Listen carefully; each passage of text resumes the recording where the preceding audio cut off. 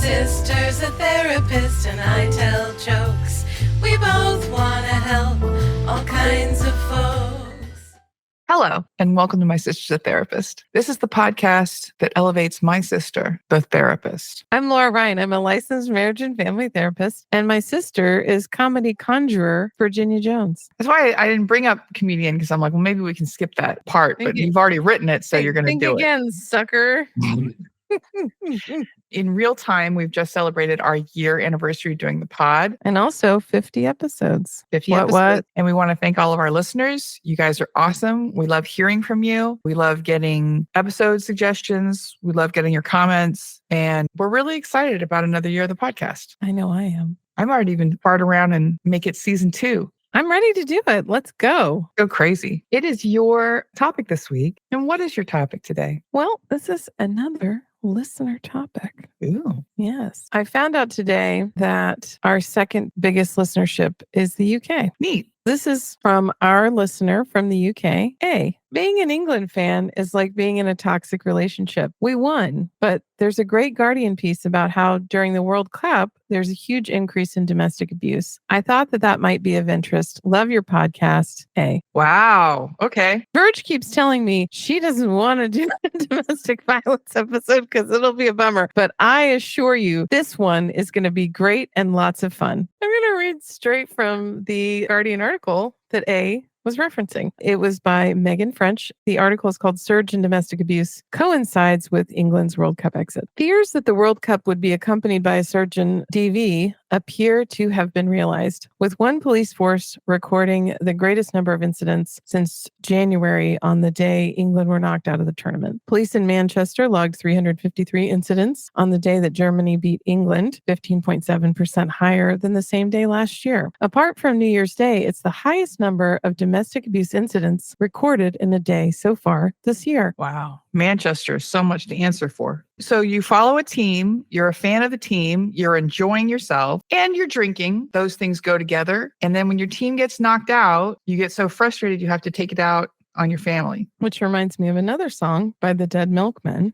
I'm looking back on Dead Milkmen with a different lens these days because the song was written in the style of James Brown, and the lyrics are gonna beat my wife, gonna hit her with a lead pipe, gonna run her over with a bridge truck, chase her down with a lawnmower. Look out. My son didn't believe that was a real song, so I played it for him on Alexa. He was horrified. It's a different world, and I'm glad. So this is a part of society. I'm glad that someone's monitoring it because I don't think we ever did before. I actually found the study that this is from. According to the Journal of Public Economics, they did a study called Football, Alcohol, and Domestic Abuse. Reported domestic abuse victimization constitutes a sharp escalation point in a person's life, putting the individual on a different life trajectory. This leads to significant and sizable economic loss. Bindler and Cattell did a study and found that being a victim of domestic abuse leads to an 18% decrease in earnings and it increases the time receiving welfare benefits by 42%. Wow. So being beaten up by your partner isn't great. On a short-term basis, but long-term, it actually really does mess up your whole life. Because it's not just the physical. You are suffering emotional trauma. It's hard to weather that. It's hard to shake it off. Speaking from my experience, it makes the world feel really, really unpredictable and unsafe because this person's supposed to be your partner, right?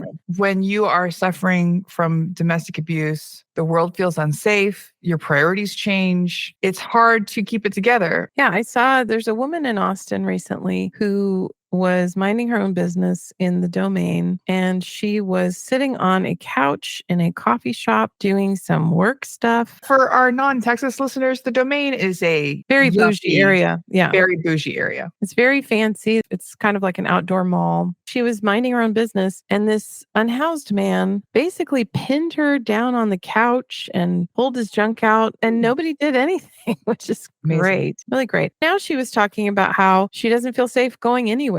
And I just think to myself, what if that was your husband? You were going home to that person every day. Right. So this person who's supposed to be my safe landing is not. Equally pertinent to understanding domestic abuse victimization is how widespread it is. 1 out of 3 women in the United Kingdom report having experienced domestic abuse at one point in their lives. And I think that's probably, that fits for the whole world. Circling back to the sports aspect of it, one cannot disentangle whether these larger emotional shocks trigger more aggression directly or whether it is indirect via an increase in alcohol consumption.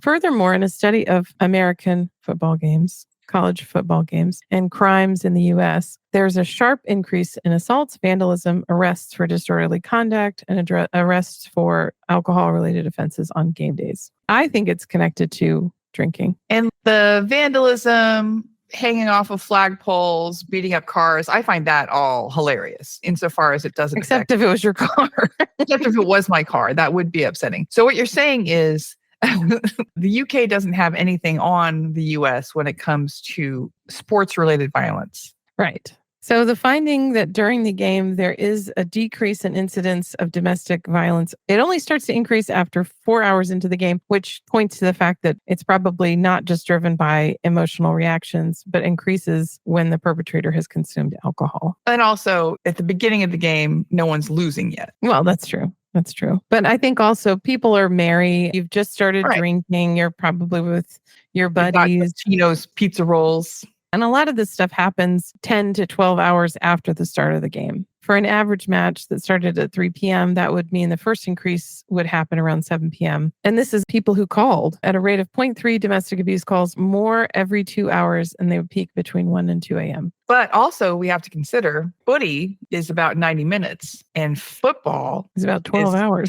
It's a million years as far as I can tell. That's true. So I can drink a whole lot more. American men are able to drink a lot of alcohol. To me, that was kind of the gift of UK. Most of the pubs close at 10 or midnight. There's not this drink till you die situation going on. I believe during World War II, people were just not able to go to work. They were drinking to the degree that they could not go to work. Yes. Based on what I've observed in the English population, that track. No offense to our second highest market. So alcohol is a factor, 100% agree. It's not the only factor because the pattern that we're seeing is when the teams lose. The overall phenomena is the guys are drinking heavy and then their team loses and then they are angry. The story that I make up about it is that men don't have a lot of healthy ways to manage their emotions. A lot of men are socialized to believe that women are their whipping boys, basically, that they are the main character and women are here as supporting characters. My unpleasant emotions get projected onto you. When I'm feeling bad, I need to make everybody feel bad. I need to make this lady feel bad because I think they are also engaging in more violent behavior with other men, but I think a lot of it is focused on harming their wives and girlfriends. We talked about it before. To be a man means to only have one emotion, which is anger. Well, to be a man in Western culture, we have socialized them to have one feeling, and it's anger. So speaking of anger, have you heard about Sean Diddy Combs? Puff Daddy? Sean Puffy Combs, the producer and rapper. I'll Be Missing You. I Need a Girl. Notorious B.I.G.'s Born Again. That Sean? Yeah, the man who is suspected to have unalived his best buddy because he was about to leave their record label. Isn't that fun? Is that a rumor? Apparently, it's been a long-held rumor. I did my taxes recently, and that meant that it was just taxes and Puff Daddy stuff. Wow. I don't know about you, but I was absolutely gobsmacked. In the LA Times. Oh, it was beating Cassie, right? Last week, CNN obtained and broadcast footage of music mogul Sean Diddy Combs brutally assaulting a young woman in the hallway of a posh Los Angeles hotel in 2016. As the video begins, a barefoot young woman is seen fleeing down a corridor towards elevators, stopped to hurriedly put on her shoes. Moments later, Combs emerges from a room wearing only socks and a white towel wrapped around his waist. He chases the woman down, throws her to the ground, kicks her, punches her, drags her by the hoodie, and hurls a vase at her. The victim is R&B singer Cassie, whose real name is Cassandra Ventura. In November, she filed a 35-page federal lawsuit against Combs and his label Bad Boy Records, alleging that he had physically and sexually abused her for years. For more than a decade after he signed Ventura to his label, the suit alleges Combs orchestrated most aspects of her life, regularly hiding her away in hotels. She alleges one such 3-week stay in Hawaii so that the black eyes and split lips he inflicted on her would heal. Mr. Combs offered Miss Ventura 8 figures to silence her and prevent the filing of this lawsuit. She rejected his efforts. Wow. First of all, thank you to Cassie for having the bravery and the wherewithal to come forward, because once that happened, the floodgates opened, right? And there were so many victims and so many claims, and that would not have happened without that first lawsuit. She had a lot of courage, and I commend her for that. To be enough of an a-hole to beat a woman while you're wearing a towel, like that really is something. That's some other level stuff. In the middle of a public hallway, you're not in a secluded place. It reminded me of the football player Ray Rice, who was beating up his girlfriend in the elevator, and they had elevator footage. I just remember her shoe was off and her head was like getting crushed in the thing, and he just going ham on her. To me, the fact that you can live with yourself and you can say, you know what, I'm not just going to beat up my wife or girlfriend in the privacy of our own home. I'm going to go ahead and go to a public place and just do it in the middle of the hallway. Like, that says to me that this is your life. But that's what fame is. No matter what you do, you have a whole team of people working to clean it up for you. This whole case broke the week after we had a relevant topic, and I was really sad about it. But another woman involved in the lawsuit said, when a famous musician assaults you, you're not just going up against him. In court or in society. You're going up against every person who's ever made money off of him, everyone who he's ever been helpful to. You're going against this whole team of people. There's a lot of talk that this case might be the thing that changes the music industry, that has always been rife with abuse of young women on all levels. I think that things have changed in Hollywood to some extent with what men can and cannot get away with. And I hope we get to see that in the music industry, because when you're talking musicians who are women, it's young women. There's an unwritten rule that if you are a singer, you're also going to be hot and you're also going to be extremely, extremely young. And a lot of people who have left the industry have left it partially because they have put up with so much abuse because they were young, because they were gullible, because they didn't have the life experience to say, you're my boss, but that doesn't mean that this has to happen. Which leads us to Rihanna. So this is something that I've been hearing lately in light of this whole puppy situation. There's a story about how Rihanna was basically flown out to Jay-Z's studio, and he cornered her until 4 a.m. and basically badgered her to join his record label. And a lot of people think that he threatened her with violence and may or may not have essayed her. Leading back to her, I was watching Key and Peele when I shouldn't have. It was daytime hours. Did you ever see the sketch where it's Rihanna and Chris Brown? They're recording a song together, and this is post the assault.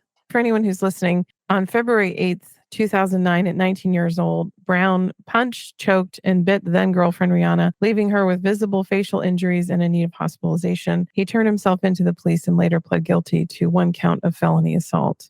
On the way to an awards ceremony, like a music awards. She was supposed to win, so I think that's a piece here too. Right. She was getting too big for her britches. I was watching this Key and Peele sketch, and it's a little heavy-handed, but kind of weird. They're in a car, obviously, because that's where the assault happened. And he's trying to be cool, and you can see that she's like flinching and uncomfortable. And basically, at the end, she kind of beats him to death. I like that. Tonight I'm gonna hit that, hit that. Tonight I'm gonna hit that.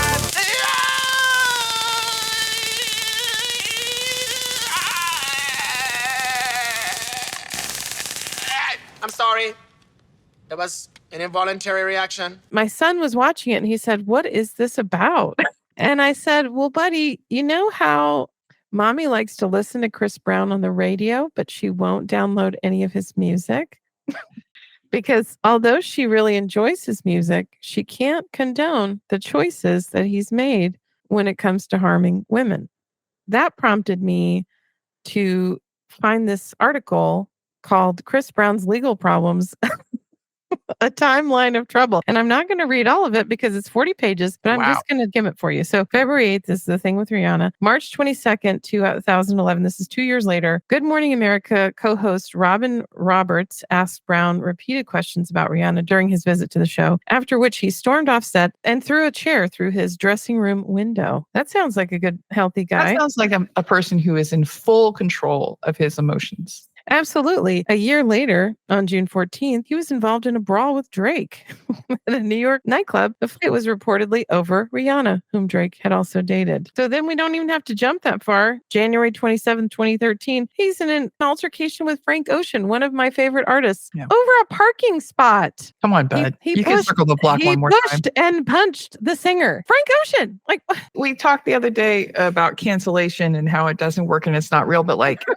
how can someone is uncancelable? He's uncancelable. I don't understand it. It's not just one incident. He is a powder keg. He is a serial abuser. And this is just the violence charges. There were so many more that I didn't include. November 2013, he went to treatment for anger issues. Good for you, bud. But then he left. In February 2014, he was diagnosed with bipolar disorder and PTSD. According to court documents, he suffers from both ailments, which causes a history of aggression. Sir, you need to get help. You need to go to therapy. The PTSD and your bipolar diagnosis, as my father would have said, are interesting, but it doesn't justify the behavior. You can't say, I just beat people because I'm bipolar and, that's a mess. Because there are many people with bipolar and PTSD who don't do that. To me, it's a choice and it comes from entitlement. March 17th, 2014, he spent a weekend in downtown Los Angeles lockup after he was arrested for violating the rules and regulations of his treatment. Court records did not elaborate the reasons for his dismissal from the facility in Malibu, treating him for anger management, substance abuse, and other issues. May 9th, 2014, Brown has admitted a probation violence over an altercation outside of the Washington, D.C. hotel where he broke a guy's nose. This is what I found really irritating. He was sentenced to remain on probation and serve an additional 131 days in jail. Superior Court Judge James Branlin sentenced him to serve a year in county jail, but gave him credit for the 8 months of time served. The credits included the time he spent in rehab, as well as good behavior in jail. Aw, good job, buddy. That was May 9th, 2014. May 5th, 2015, he was identified assaulting another man during a basketball game at Palms Casino Resort, according to the Los Angeles police. Talk about a dovetail, sports and violence. Yeah, we have it all. And men.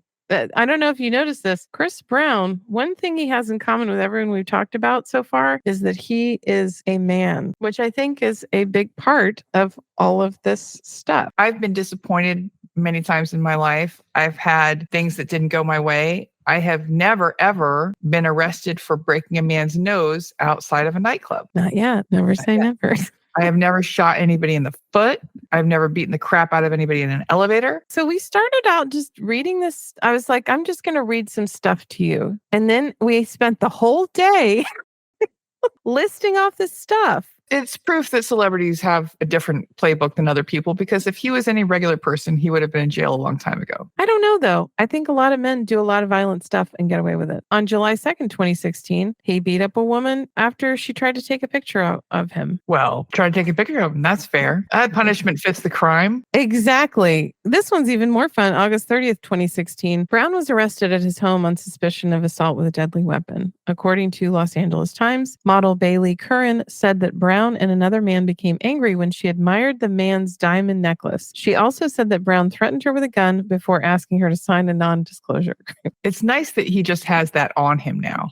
I always keep 5 or 6 copies because you never know when you're going to need an NDA. You never know when you're going to lose your S-hit and have to get a lady to sign off. Now we're getting back to February 21st, 2017. Chris Brown was ordered to stay 100 yards away from his ex-girlfriend, Karrueche Tran, and not attempt to contact her after she wrote in filings that he repeatedly threatened her since December. Tran also accuses the singer of punching her in the stomach and pushing her down the stairs. Classic abuse stuff. When a famous man gets popped for domestic or other abuse and that woman gets away from him, you turn around, there's another woman. After O.J. Simpson, quote unquote, won, but everybody in the world... What did you call that one? He didn't go to jail for the murder of Nicole Brown Simpson. That's true, but he didn't win anything. Right. He just wasn't found guilty. He wasn't found guilty. He won his freedom. And he had a girlfriend. When Sid Vicious was in the room when Nancy Spungen died. It was just a coinkydink. They just happened to be in the same room and she passed away. Yes, she passed away. Maybe she was very old. Did you think about that? He died of a drug overdose a couple months later. He had a girlfriend when that happened. Yeezy lost his mind publicly and has been all kinds of unacceptable. His most recent wife has just left him. Someone on the internet said, well, Pete Davidson has the opportunity to do a really funny thing now. There's always a woman willing to say, well, maybe he won't beat me. Or, my goodness, does he have a lot of money? It's money and power, right? It's money and power and fame. Brad Pitt hasn't had any freaking problems. And Angelina Jolie alleges there was a history of physical abuse prior to the 2016 plane ride in the lawsuit filing. Jolie also claims in Thursday's filing that Pitt's history of physical abuse of Jolie started well before September 2016, but she did not go into further detail about the prior abuse. Mr. Pitt refused to purchase Ms. Jolie's interest when she would not be silenced by his NDA. By refusing to buy her interest, but then suing her, Mr. Pitt put directly at issue why an NDA was so important to him and what he hoped it would bury, his abuse of his wife and their family. Has he struggled to find a gal? Has he struggled to find a job? No. He's currently doing a TV series with his old buddy, George Clooney, that I thought about watching before I was researching this episode. God. I'm just going to throw this in there. Cruise Train was granted a 5-year restraining order against Brown in June of 2017. In January of 2018, California Fish and Wildlife agents seized Chris Brown's pet monkey from his Los Angeles home. Captain Patrick Foy said that investigators determined the singer did not have a permit for the capuchin monkey named Fiji. I was hoping that the monkey's name was Captain Patrick Troy. Mike Tyson. Oh, yeah. Yeah. Found guilty. And he's not single. Did you see the interview with Oprah right after that happened? No.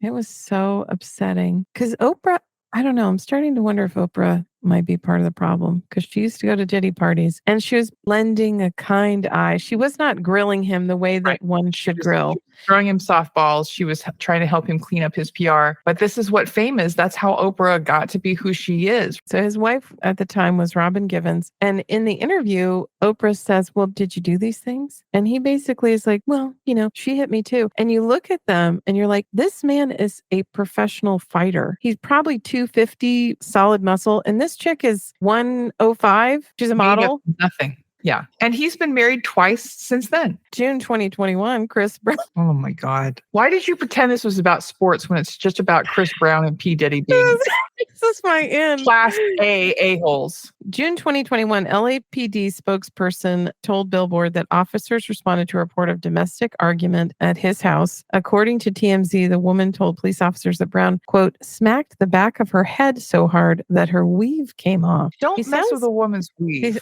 Just don't. Rude. Just don't. Just think about how hard you'd have to hit somebody because that stuff is really well attached. Yeah. But if anyone's wondering why I don't download his albums, this extensive list is why. July 22nd, 2024, Brown and several members of his entourage, along with Brown's tour promoter, Live Nation, are facing a lawsuit over an alleged assault that took place following Brown's concert in Fort Worth, Texas. The lawsuit claims that Brown and several accomplices, quote, brutally and severely beat 4 men, end quote, backstage at the arena in an unprovoked attack following the show. The violence included Brown and his entourage surrounding the plaintiffs, throwing chairs at them, and repeatedly kicking, stomping, and beating them. What do we do about all this, Virginia? This is a self-help podcast. How do we solve domestic violence? All of the problems in all of our episodes, the solve is the same thing, which is question patriarchy, helping men learn how to express other emotions, helping men understand that women are also people. And I think also not protecting men from the consequences of their choices. Even if they're famous. We were talking earlier today about celebrities, interactions with them, non-interactions with them. And you said, well, there's no reason to feel any kind of way about talking to a performer. They're people and they're going to die one day. In 100 years, no one's going to remember who Chris Brown is. Okay. That's just a fact. That's not insulting. That's just reality. Why are we giving him a pass to be this Tasmanian devil of violence. The problems with our society, in my opinion, are capitalism, racism, and patriarchy. And they're all intimately linked. And also, they just won't stop making Minions movies. Spoken like a woman who's never seen a Minions movie. Guilty. Environmental problems, capitalism, and But Minions. environmental problems are capitalism. It's the Scooby-Doo bad guy in the background always. Racism, that's capitalism because we used to sell people. I was thinking about the way that people talk about slavery, and it's just human trafficking.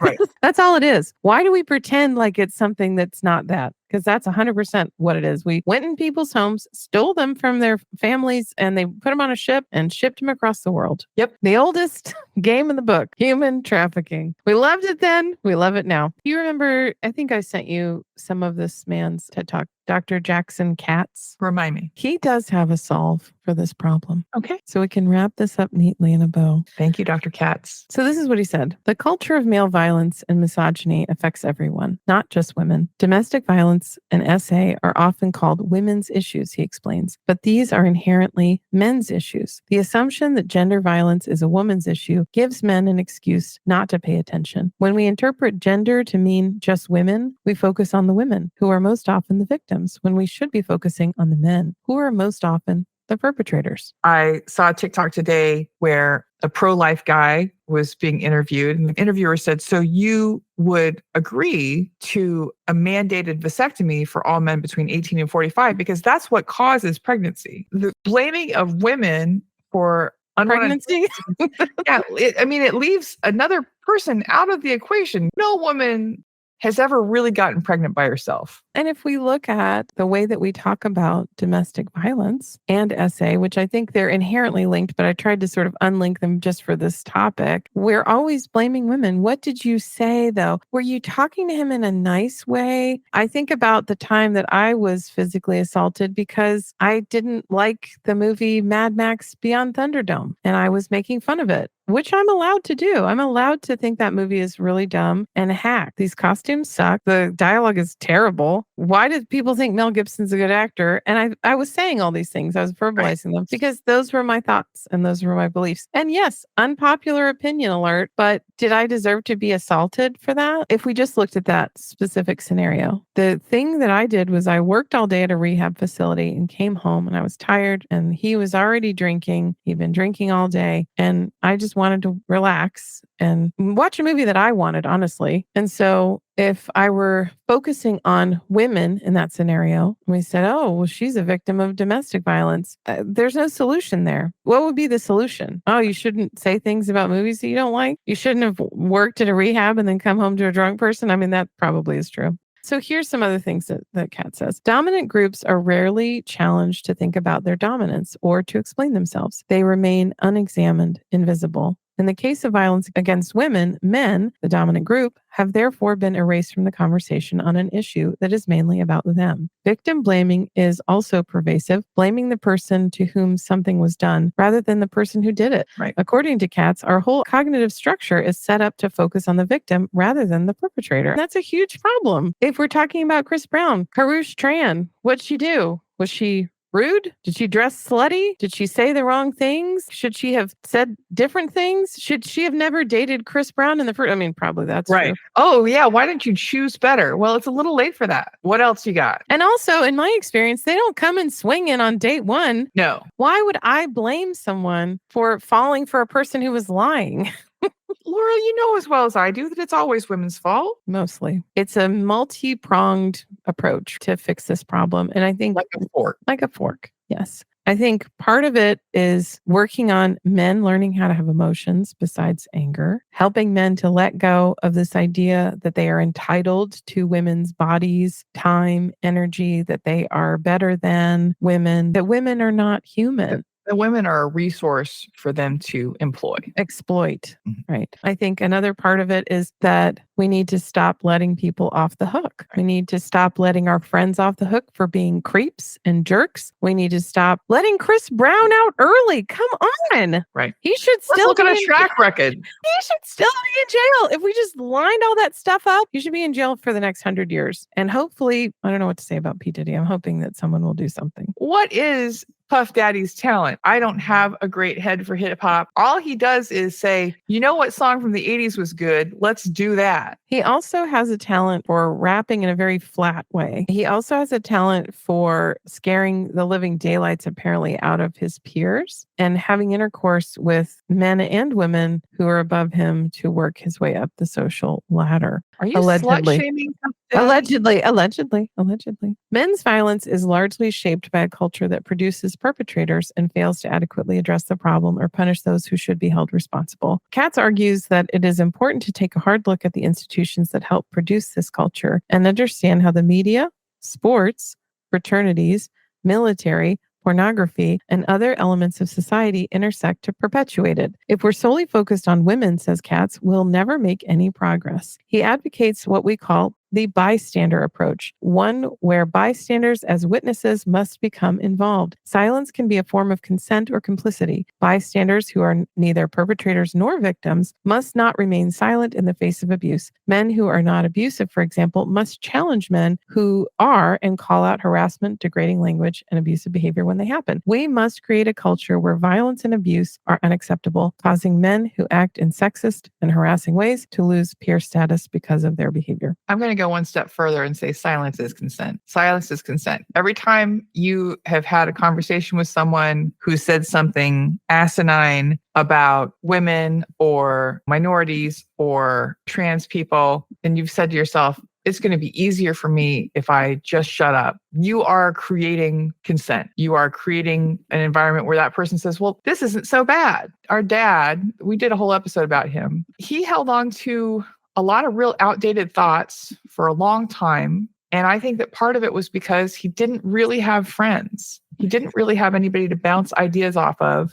So they could say, wow, John, that sounds like something that a milkman from the 1950s would say. He didn't have anyone weighing in on what he was saying. Singer Nike Heaton and her manager attend a party hosted by Kanye West and P. Diddy. It's in a closed studio. Right. And what she said was the worst part of her essay by P. Diddy and Kanye at the same time was the fact that there were people all around her. And she looked at a producer and said, help me. And he just looked down at the board and she was screaming and everyone just kind of turned their backs. Because of capitalism and because those people were making them money or were potentially making them money. And also those people are incredibly threatening. Part of it is money, but I think honestly, a lot of it is life. You know, they didn't want to be unalive. They didn't want their families to be harmed. I think a lot of these people threaten big groups of folks, and that's just kind of it. So, Virginia, what are your final thoughts on this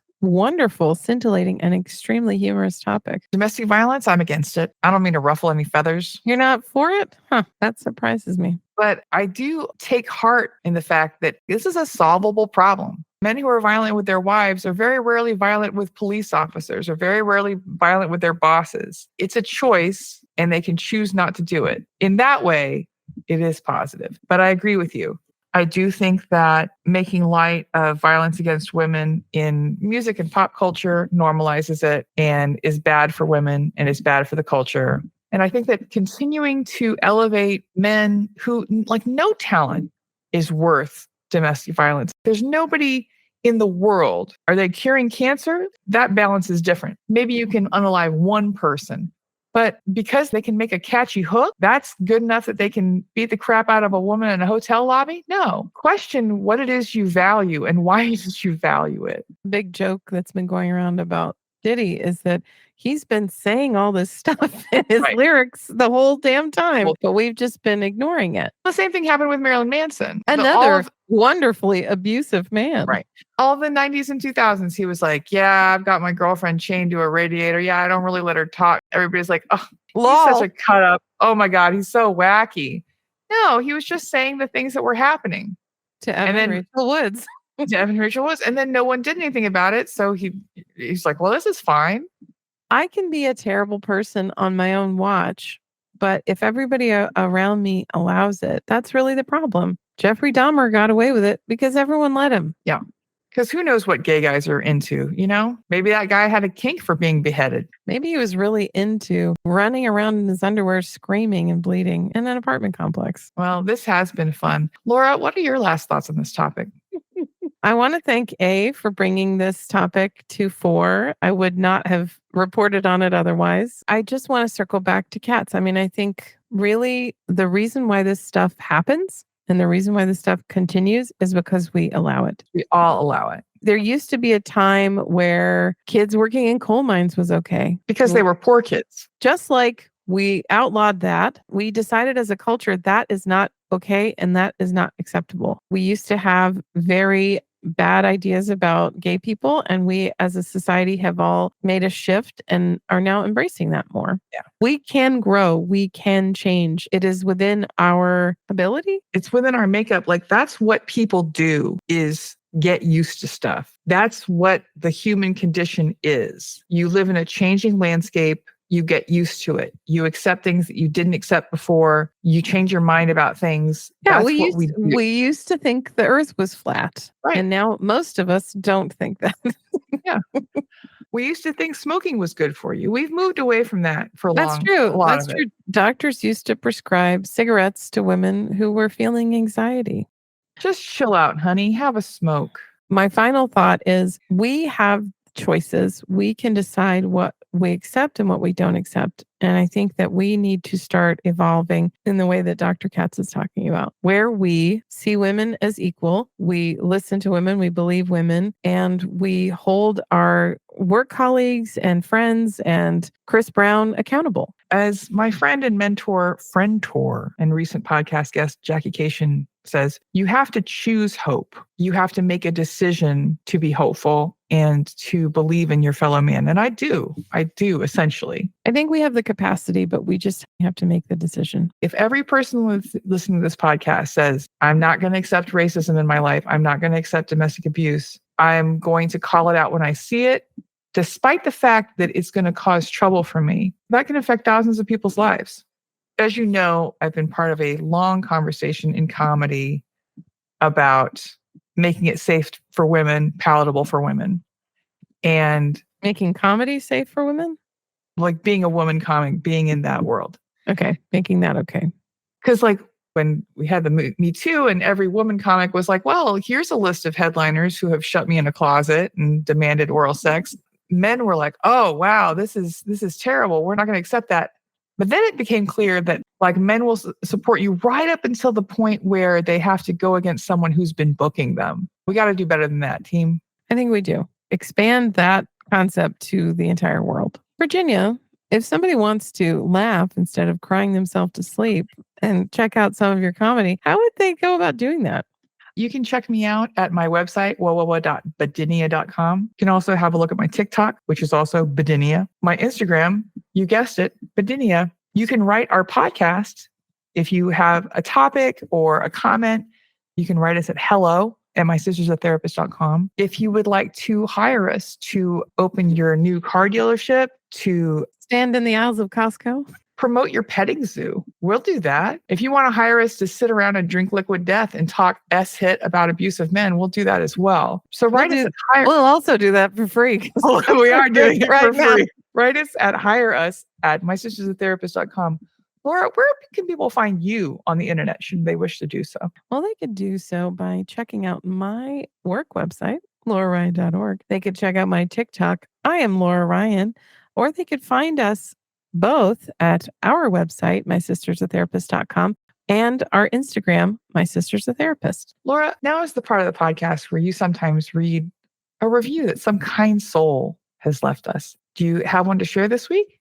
I do. In fact, this one is from Allison, Alesyn. It's a 5-star review found on Apple Podcasts, and it says, the Ryan sisters are so fun. This show is very funny and entertaining. I love the history between the two sisters. Highly recommend. Short and sweet. Love it. Thanks, Allison. We would like to close taking a moment from our busy day to reflect on the words of icon Billy Ray Valentine, Capricorn. And as he said, we can make it, baby. Me and you. Bye-bye. Bye-bye.